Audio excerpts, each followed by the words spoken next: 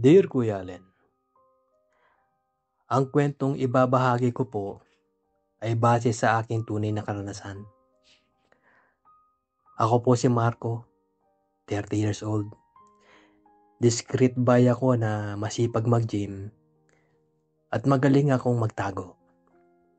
Inaayos ko talaga ang sarili ko at kilos ko para hindi mabakas na nagnanasa din ako sa kapwa kong lalaki. Dahil na din siguro sa aking pag-iingat sa aking trabaho. Nagtatrabaho ako sa isang trading company at marami kaming branch sa buong Pilipinas. Parte ng trabaho ko na bumisita sa mga branches namin para makita kung nasusunod pa ba nila ang mga standards ng kumpanya. Isang beses ay naipadala ako sa Davao. Mula Davao City ay kinailangan ko din na magbiyahe hanggang sa kasulok-sulukang branch namin dito sa Davao. After 2 days ng pag-i-stay sa Davao City, bumiyahe na ako patungo naman sa Digos para doon ituloy ang aking trabaho. Mahaba ang biyahe. Inabot din ako ng 3 oras na nakaupo lang sa van. Dito ko nakita na napakaganda pala ng probinsya ng Davao. May mga tao nga lang na hindi pala masyado marunong magtagalog sa lugar na ito. Matapos ang mahabang biyahe ay sa wakas, nakarating din kami sa Digos sa Davao Oriental. Inayos ko ang sarili ko. Nilagay ang malaki kong backpack sa aking likod at bumaba ng van. Pagbaba ko ng van ay nakita ko na kagad ang isa naming branch pero minabuti ko na ring maghanap muna ng matutulugang hotel. Paglabas ko ng establishments namin, ay napansin ko na marami nag-aalok ng masasakyang habal-habal sa may labas. Ang problema, sila ata ay mga lukas doon na hindi masyadong marunong magtagalog. Kaya medyo hindi kami nagkaintindihan. Dahil dito, pinabuti ko munang lumayo at gumamit ng Google para sa direksyon at na magkaroon din ako ng idea sa lugar na yon. Nang sandali pa ay may lumapit sa akin at bumati. Sir, magandang hapon po. Ako po si Mateo, ang wika ng lalaki. Lumingon naman ako sa kanya. Napabagbasdan ko ang muka at tindig ng lalaki. Siguro mga 5'8" ang height nito at may maamong mukha. Mamula-mula ang kanyang pisngi.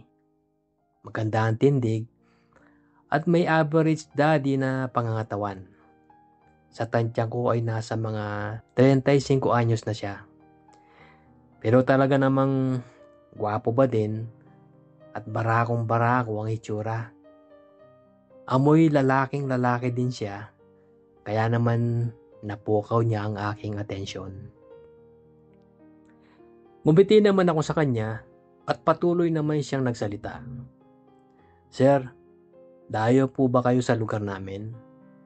Ang tanong nito. Opo, ang sagot ko naman. Saan po kayo pupunta niyan? Ang pagtatanong ng lalaki. Naghahanap ako ng hotel na matutuluyan. Ang sagot ko naman. Ako po sir may alam. Patuloy ng lalaki. Kung gusto niyo po ay isasakay ko kayo sa habal-habal ko at ihahatid ko kayo sa may hotel. Nag-agree naman kami. Kaya naman sumakay na ako at tumuloy na kami sa pagbiyahe patungo sa hotel na sinasabi niya. Pagdating sa hotel, ay kaibigan niya pala ang may-ari. May commission daw siya sa kada kliyenteng maidadala niya sa may hotel. Maliit lang naman ang hotel na yon. Mga typical hotel pag ikaw ay nasa probinsya. Kaunting usap at agreement na gusto ko munang makita ang room bago ako mag-decide at Mukhang tutuloy ako sa pag-check-in at tinabot ko kay Mateo ang susi. Habang papunta kami sa room, nagsalita si Mateo. Sir, pag hindi niyo po nagustuhan, ihahatid ko po kayo sa ibang hotel na alam ko. Ang sabi nito. So nag-agree ako sa kanya, kaya naman patuloy niya akong sinamahan hanggang marating namin ang kwarto. Pagbukas ni Mateo ng pinto, ay nakita kong may ayos naman, subalit hindi ko nagustuhan yung CR. Kaya agad na lumapit si Mateo sa front desk para mag-request ng ibang room. Habang naglalakad patalikod sa akin si Mateo, ay napansin ko ang mabilog niya likuran nito at malalaking mga binti. Balbon pala ang legs ng bokong na ito. Kaya naman nagnasa na ako sa kanya. Maya-maya ay bumalik si Mateo na may daladalang panibagong susi at nagbukas ng ibang kwarto. Pagbukas ng pinto ay nakita ko ang dalawang kama. Mas malalawak ang kwarto na to at may magandang CR. Sir, ang wika niya, ito po ay mas mahal ng kaunti. 1,500 po ito. 600 lang po yung unang room. Ang sabi nito. Sumagot naman ako na mas gusto ko dito kuya at wala namang problema sa mas mataas na presyo. Umiti siya at inabot ko naman sa kanya ang bayad sa paghatid niya sa akin sa hotel. Sabi ko, keep the change.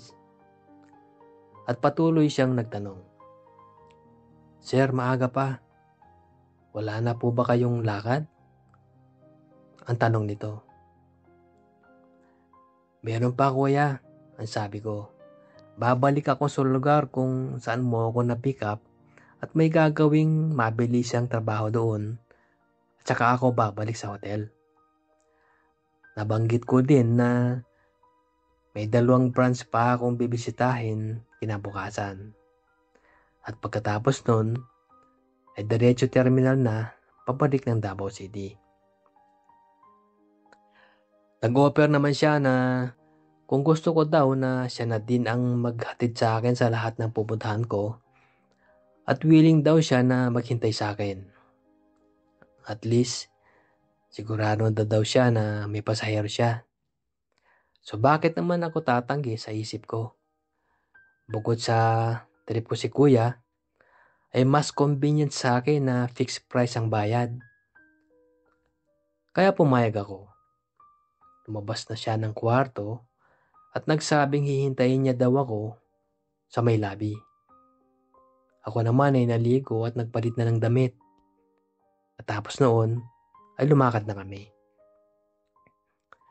Matapos ang maghapong trabaho, ay niyaya ko siya kumain sa isang fast food.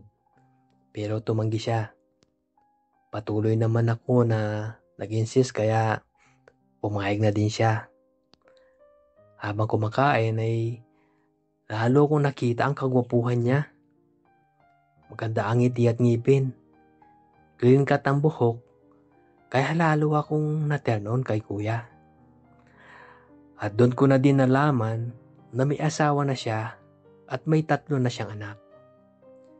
Matapos kumain ay hinatid niya ako pabalik sa may hotel. Medyo makulimlim noon at parang may pagpabadya ng ulan. Pagdating sa hotel, dumiretso na kami sa kwarto at tinalo ko siya na maupo muna. Habang kinukuha ko ang wallet ko, ay nagtanong ako sa kanya. Kuya, anong oras niyo po ako susunduin bukas? Ang tanong ko. 3:00 po ng madaling araw dahil malayo-layo po yung lugar.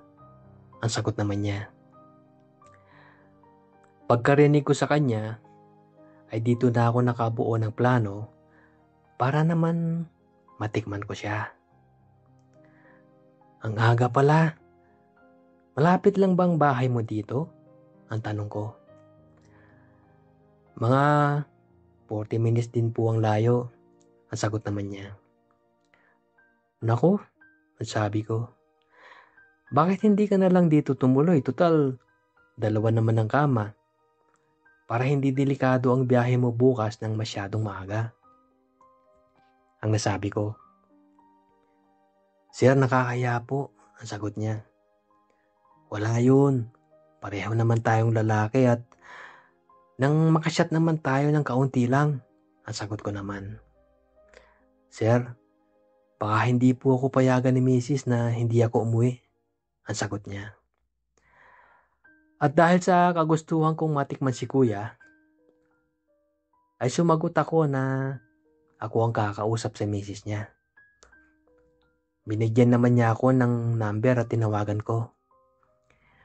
Nakuha ko naman ang loob ng Mrs. niya at wala naman daw problema dahil nga lalaki naman daw ang pasahero at sayang din ang kita. Nag-agree kami na iuwi na muna ng asawa niya ang kinita sa maghapong biyahe niya para may pambili sila ng hapunan at saka niya pababalikin sa hotel ang asawa niya. Umalis na si Kuya Mateo pa uwi, ako naman ay muling naligo at nag-ayos ng sarili. Maya-maya pa ay nagring ang aking cellphone. Pagsagot ko ay si Mateo. Sir, pabalik na po ako ngayon dyan. Pero sumilong po muna ako dito dahil nakabutan ako ng ulan eh. Ang sabi nito. Nag-agree naman ako. So nanood muna ako ng TV at after 20 minutes ay kumakatok na siya. Pagbukas ko ng pinto ay nakangiti siyang nakaharap sa akin at basang-basa ng ulan. Naka-t-shirt siyang puti na manipis at bakas na bakas ang hulma ng kanyang katawan sa basang t-shirt. Pinapasok ko siya kaagad ng kwarto at hiyang-hiya siya dahil basang-basa daw siya at wala siyang dalang damit. Walang problema, kako.